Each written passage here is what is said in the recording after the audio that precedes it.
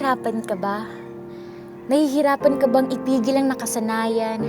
Nakasanayan kasalanan na kahit pinipilit mo ng pakawalan, patuloy ka pa ring binubulungan. Kahit ayaw mo na, pero sa isang banda ginusto mo pa. Alam mong kasalanan na, ginagawa mo pa. Alam mong mali na, tinutuloy mo pa. Paano na?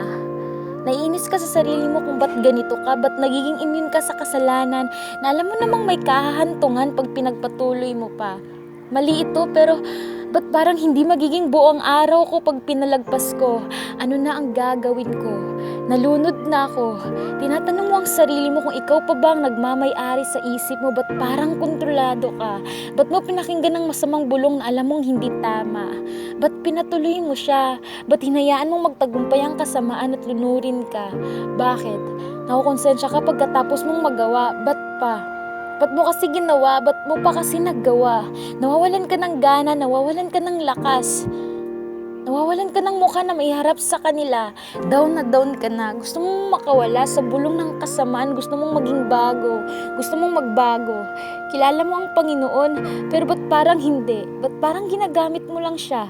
Naiisip mo naman na malulungkot siya. Naiisip mo naman siguro na magagalit siya.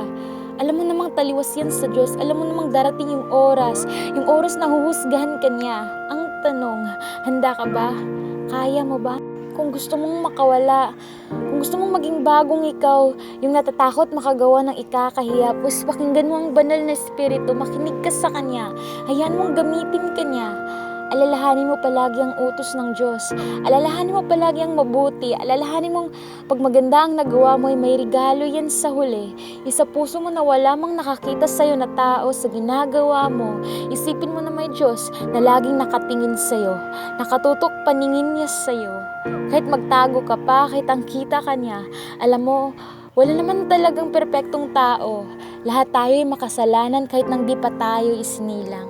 Pero may magagawa ka naman para di mo na madagdagan pa ang kasalanan. Alam mo kaibigan, isuko mo ang iyong buhay kay Kristo. Ibigay mo lahat-lahat sa Kanya. Pagsilbihan mo at sambahin ang Panginoon. Piliin mong sundin ang liwanag, tahakin mo ang tamang daan. Ilayo mo yung sarili mo sa mga bagay-bagay na alam mong hindi maganda sa'yo at magdudulot lang ng kapahamakan. Sundin mo ang plano ng Diyos para makawala ka sa lilim ng kasalanan.